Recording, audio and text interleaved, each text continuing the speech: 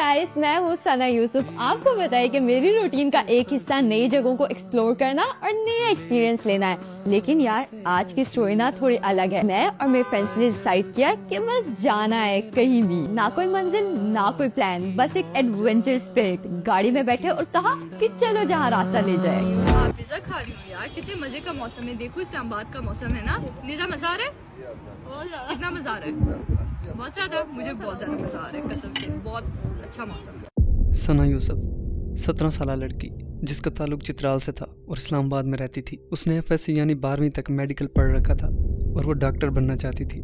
Like any other teenager, वो social media जैसे TikTok और इंस्टाग्राम इस्तेमाल करती थी। उसका कंटेंट एक आम टीनेजर की लाइफ को रिप्रेजेंट करता था। टिकटॉक पर उसके 7 लाख से ज़्यादा फॉलोअर्स थे और इंस्टाग्राम पर 5 लाख से ऊपर। लेकिन इन सब फॉलोअर्स में से एक फॉलोअर जो इस पर क्लोजली निगाह रखे हुए था, उमर हयात, एक 22 साल लड़का जो फैसलाबाद से था। उमर खुद एक सोशल मीडिया इन्फ्लुएंसर था और मॉडल था जिसके तकरीबन 70,000 फॉलोअर्स थे। लेकिन बाद में ये बात पता चली कि उसके सारे फॉलोअर्स फेक थे। उसका असली नाम उमर हयात था, लेकिन ऑनलाइन वो खुद को काका कहता था।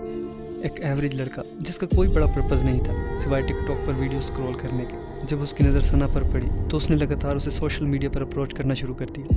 उमर का इंटेंशन साफ था, वो सना के साथ किसी भी तरह का कनेक्शन बनाना चाहता था और इसके लिए वो किसी भी हद तक जाने को तैयार था। सना ने जितना हो सका उमर को इग्नोर किया, रिजेक्ट किया, लेकिन उमर बाज ना आया। उसने फैसलाबाद से सफ़र किया और इस्लामाबाद पहुंच गया सिर्फ सना से मिलने के लिए। उसने समहाउ सना का एड्रेस निकाल लिया और उसके घर के बाहर घंटों खड़ा रहता था इस उम्मीद में कि कभी न कभी सना से मुलाकात हो जाएगी। दूसरी तरफ सना एक इन्फ्लुएंसर थी, लेकिन वो किसी से पर्सनल कनेक्शन नहीं बनाना चाहती थी, इसलिए वो उमर को बार बार रिजेक्ट करती थी। 1 जून 2025 सना अपनी फैमिली के साथ बर्थडे सेलिब्रेट करती है। अगरचे उसकी ऑफिशियल बर्थडे 2 जून को थी, लेकिन वो 1 जून को फैमिली के साथ सेलिब्रेट करती है और अगले दिन 2 जून को अपने सोशल मीडिया पर सेलिब्रेशन की वीडियोस अपलोड करती है। 2 जून 2025 सना अपने घर में थी। उस वक्त सना के वालिद और छोटा भाई घर पर मौजूद नहीं थे, सिर्फ उसकी वालदा और चित्राल से आई हुई उसकी आंटी घर पर मौजूद थी। लेकिन उस दिन उमर भी इस्लामाबाद में था। वो सना के घर के बाहर 7 से 8 घंटे तक खड़ा रहा, waiting for a chance. Umar ने अपनी मोटर बाइक सना के घर के करीब पार्क की। 6 से 7 घंटे तक वो घर के बाहर खड़ा रहा, लेकिन सना ने उससे मिलने से इनकार कर दिया था। एक नॉर्मल इंसान की तरह वापस जाने की बजाय उमर वहीं खड़ा रहा घर के अंदर। बाहर जाने वाले लोगों को ऑब्जर्व करने लगा। वो ये देख रहा था कि सना के पेरेंट्स कब बाहर होंगे।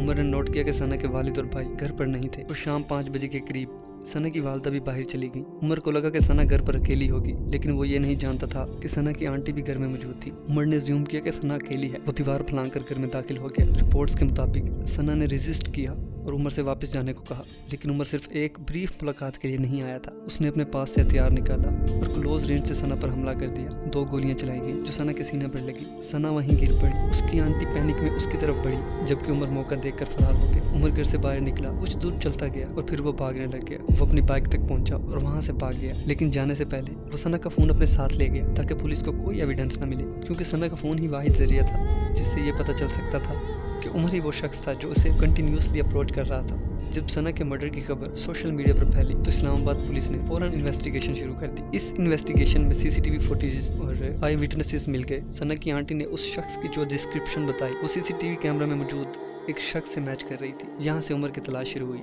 पुलिस ने इस्लामाबाद और आसपास के शहरों में ऑपरेशंस किए। 113 कैमरे और 300 फोन कॉल्स रिकॉर्ड चेक किए और बिलाखिर उमर को फैसलाबाद में लोकेट कर लिया गया। गिरफ्तारी के वक्त उमर के पास से सना का फोन और वो वेपन भी रिकवर हुआ जिससे उसने मर्डर किया था। इस्लामाबाद के आईजीपी ने प्रेस ब्रीफिंग में कंफर्म किया कि उमर ने अपना क्राइम कन्फेस कर लिया है। पुलिस ने उसे रिपीटेड रिजेक्शन केस का नाम दिया, यानी यह मर्डर सना के बार बार रिजेक्ट करने का नतीजा था। इस केस को हमने केस ऑफ रिपीटेड रिजेक्शन का नाम दिया है। इसके मोटिव को 29 मई को जिस वक्त सना यूसुफ की बर्थडे थी, उसने पूरी कोशिश की कि उसका राब्ता हो, क्योंकि वो सोशल मीडिया के जरिए वो ट्राई करता रहा था पिछले कुछ अरसा से राब्ते के लिए, और वो बकायदा घर तक पहुंचा और घर तक पहुंच के 7-8 घंटे कोशिश की कि उसकी सना यूसुफ से मुलाकात हो, बट वो उसमें कामयाब नहीं हो सका। So it was rejection. इस केस को पाकिस्तान पेनल कोड सेक्शन 302 के तहत रजिस्टर किया गया। अभी तक उमर को कोई फाइनल सजा नहीं मिली, लेकिन उसे अरेस्ट कर लिया गया है। यहाँ एक बात क्लियर करना जरूरी है, उमर ने ये सब गुस्से या इमोशंस में नहीं किया। वो मुकम्मल तौर पर सेन था और अपने होश हवास में था। फैसलाबाद से इस्लामाबाद आना, वेपन साथ रखना,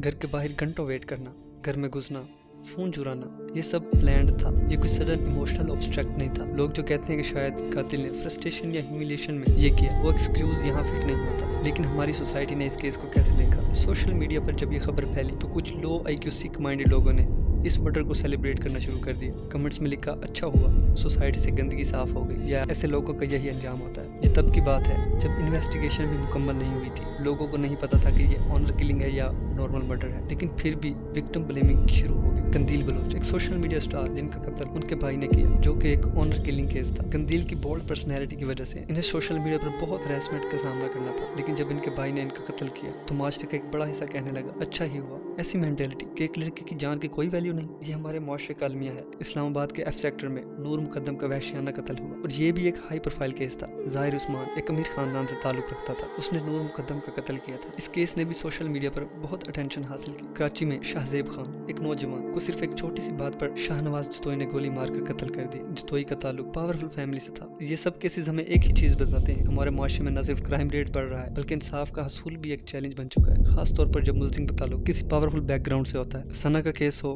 कंदील का हो, नूर का हो या शाहजेब का हो, एक चीज कॉमन है, वेपन की इजी अवेलेबिलिटी और हमारी सोसाइटी की गलीज मेंटेलिटी।